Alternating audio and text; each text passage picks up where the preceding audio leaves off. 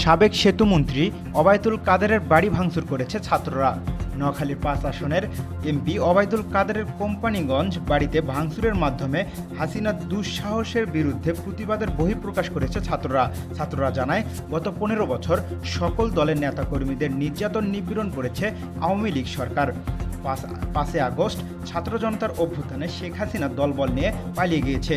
তারপরেও সে বিদেশ থেকে সংঘাতময় পরিস্থিতিকে উস্কে দিচ্ছে বলে ছাত্ররা জানায়।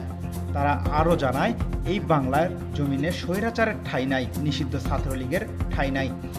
এখনও ছাত্রলীগ বিশৃঙ্খলা ও গুজব ছড়িয়ে বেড়াচ্ছে।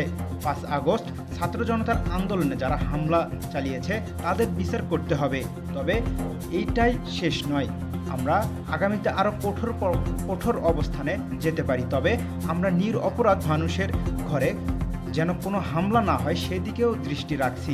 ছাত্ররা আরও ইঙ্গিত করে বলেন, নোয়াখালীর ৪ আসনের এমপি একরামুল করিমকে ছাড় দেওয়া হবে না। অন্যদিকে স্থানীয়রা জানায়, এমন কিছু করা যাবে না যাতে নিরীহ মানুষ মজলুম হয়।